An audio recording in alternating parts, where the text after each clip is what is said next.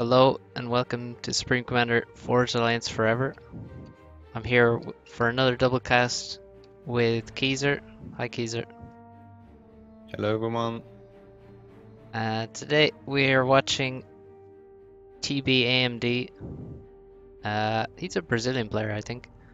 Very old player, plays settings and 1v1 for, well, forever basically. He actually, BRS DCC is also his account, pretty sure. And he's up against Thomas Hyatt. TB always goes Aeon from what I see. Well, sometimes Cybran. Usually Aeon though. And Thomas Hyatt is playing Seraphim. We're on Niflheim final. So both players going first land. This map has nice chunks of reclaim that you just have to grab. They're very important in the opening build order. Do you have a build order for this map, Keezer? A specific one? Well, not really. Like, I know that you kind of need to grab the reclaim that is in front of your base quite rapidly. And I saw people like not rushing it too much, preferring just to build a little bit more the base and then to get it. And usually I think that should work. And of course, you need to go for the Hydro at some point, but the most important, I think, something that I'm not doing, but it's kind of going fast for the air for the transport to be able to drop all the spots like we were explaining before at the top and the bottom of the map. And there is a lot of reclaimed spots, so you can do some edge building to put a factory on the top. For example, if you are playing as a ThomasH, but it's kind of slow, and well, you need to grab all the reclaim there, so you definitely need to invest to transport, even if it's really like a big investment on this map. You can lose the air pretty easily if you are not focusing enough on it. Yeah, I think a fast transport is good. Thomas Hyatt isn't edge building, and he's going second air, so I kind of expect a transport for him. There is a lot of mass on the plateaus on the sides, and you can't walk up there. You have to drop or edge build factories. TB is building an edge build factory on the bottom, has one queued up, and he's also going third air. So I think build order wise you can what I do is get the first engineer to build some stuff in the base and then expand. Maybe grab some reclaim the further patch. And then the close patch I send the second engineer to that, and you should have enough. Well, you don't need to send the very first engineer there to get the reclaim. You have enough mass and storage at the start to use the second engineer. So TB sending a couple labs, and unfortunately for him, there's already defenses there. It's kind of slow to send labs there to this reclaim. I think a lot of players send like their very first or second engineer to that reclaim, and if you get a lab there fast enough, it's definitely a good target to hit. Thomas has a transport, so he's dropping like you said. Like you said, oh, the transport just bumped into the ground. Did you see that? I wasn't zoomed in, but yeah. The Seraphim transport is so strange like that. It just bumps into terrain all the time. So he's gonna drop the reclaim, and he already has quite a lot more reclaim than TB does. He's doing quite well. I think I would have gone for more pigeon for ThomasH, knowing that he's going to grab a lot of reclaim. Like right now, he's not even reclaiming the rocks, or not really, because he's going to have to way too much mass for the amount of energy he has at the moment. Yeah, it's true. I think he could do a bit better, like planning what he's going to grab from the reclaim, and could be a bit better overall.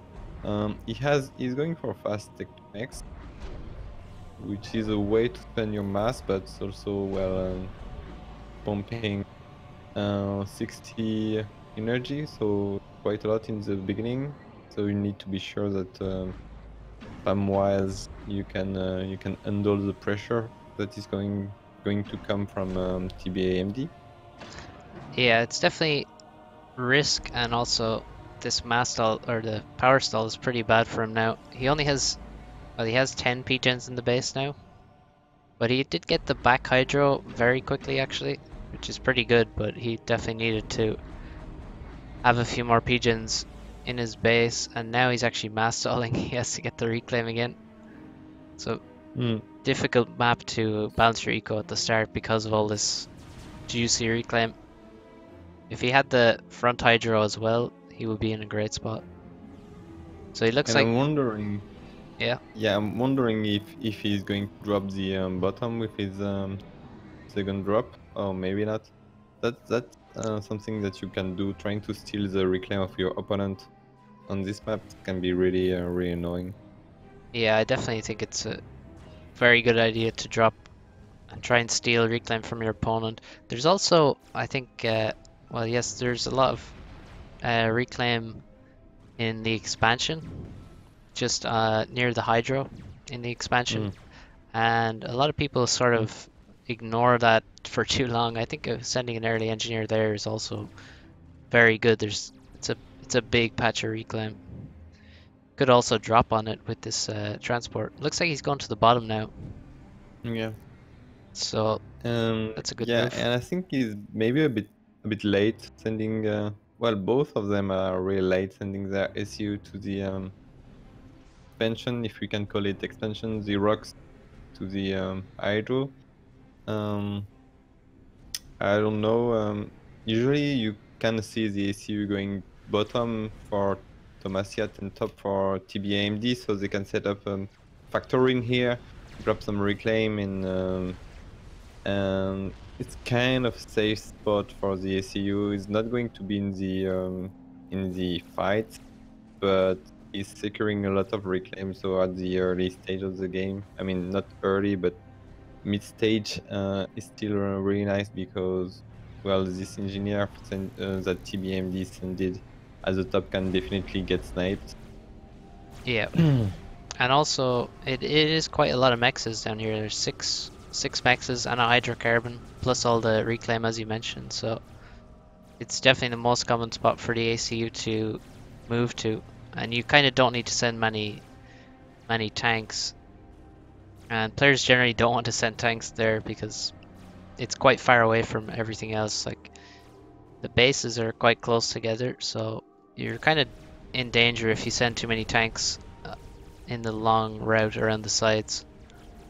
So Thomas has, I definitely agree. Also, they should move their AC a lot sooner. Like TB is still in his base, getting a ton of factories up using that T1A and spam, doing quite well. That's a lot of pressure on. And yeah, and I think I'm looking again to Thomas. He has been dropping some reclaim, but once again he still didn't have a lot of energy. So now he has been planning quite a lot, but he has been wasting a lot of mass from the reclaim that he stole. At least, well, he shouldn't have got this one. I mean, he stole this, but kind of mistake, I think, to just be wasting the mass and having such a poor stall for during at least six, maybe I mean, like 4 minutes. He's doing these power stalls. Oh, really? Yeah, he does have Yeah, very little power.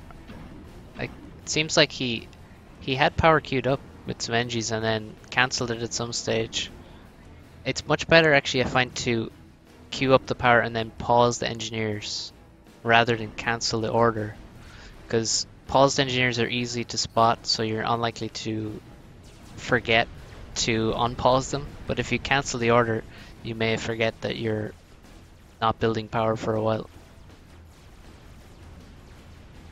Uh, looks and we like, have a near fight maybe. yeah, looks like it. I'm not sure how Happening. Thomas has so much air when he's had this power stall, but oh yeah, he's getting in behind the Inties. Oh, he didn't have an attack order, just a move order. Yes. Kind of forgot about them. Thomas ACU has not really done much of anything. He's just kind of wandering around the mid. It's pretty dangerous to just be where he is. He doesn't have much radar. He's using the air scouts, so he kind of knows what's going on, but he has no tanks nearby. He doesn't really have much tanks overall. Only 30. TB has Yes. double. Well, the thing is, Thomas is going AV Echo. He has 3 Tech 2 max. His opponent doesn't have even one, not even one started. So that's kind of weird. He's playing with 5 land factor in the base and 3 more in the top, but yeah, no Tech 2, no fast Tech 2. So he has been investing a lot into this Tech 2 max. So he doesn't have the tech that he needs to fight the Aeon, and unit-wise is quite low. So for the moment he's maintaining an eco advantage, but we need to see if BMD is going to punish that and take some map control. Yeah, it seems like Thomas isn't getting punished enough for this economy. He's just about to finish his T2 land, so that's what he really needs to fight these all these Aurora, but he's not really getting punished for having so few tanks. And also his ACU, again, it's just so exposed. He hasn't really gotten anything on the bottom side. It looks like he's losing his top expansion as well, so maybe the punish is about to happen. He could even, at this stage, have seen TB make a push with a lot of these Aurora towards the base of Thomas, towards the Hydro expansion with the 2 mexes even, or after the ACU. But looks like TB can actually take the top expansion. There's still a lot of reclaim left there after those battles.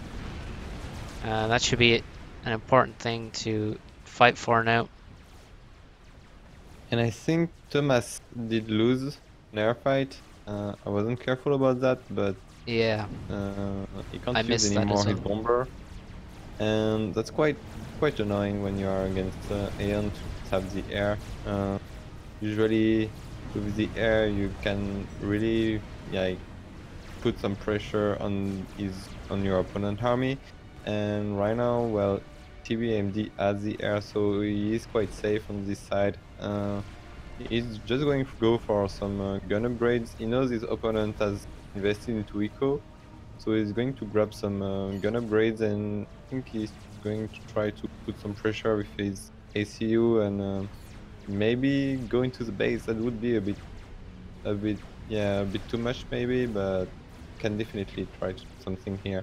Oh, catch the ACU that is way too much forwards, maybe of his opponent. I don't know. Oh yeah, Thomas Hyatt just he has no air, and he has no units with him except a few Zoos, and he's pushing towards the base, towards the production of TB. I mean, it's ridiculous. What, like, why? Why would you do that? What, very, very dangerous. So, he has a few T2 units out. He's sending his flak towards his ACU, showing that he understands somewhat the danger, but yeah, if we had Yeah. if we had some T2 air, I think TB is making the gun, as you said. He's actually making the second gun now, I believe. And if he came through the middle area and tried to cut off Thomas, he could overcharge any Ilshavo or the units that are coming towards Thomas, and trap his ACU between the ACU and the production, and I think he would definitely get the kill. Also, having air control makes it an even better move. I think that would be. I think Thomas just couldn't escape that really if TB just comes across through mid. And now we are seeing TBAMD sending some engineer to reclaim the fights that have been happening at the top. So it doesn't need to push forward, it just need to be sure that he will grab all this reclaim. So he needs to have this air defending his aura at the top, and he should be able to maybe be able to just echo from this reclaim and catch up at the echo war between Yeah, ThomasH and him. yeah, and also even in terms of eco, he has no T2 mexes. Well, but he has the bottom expansion and he's killed the top expansion, so that's a huge amount of mexes and difference for TB. And that, if we look at generated mass, Thomas is only what 8 mass ahead, so that's not Yeah. much at all.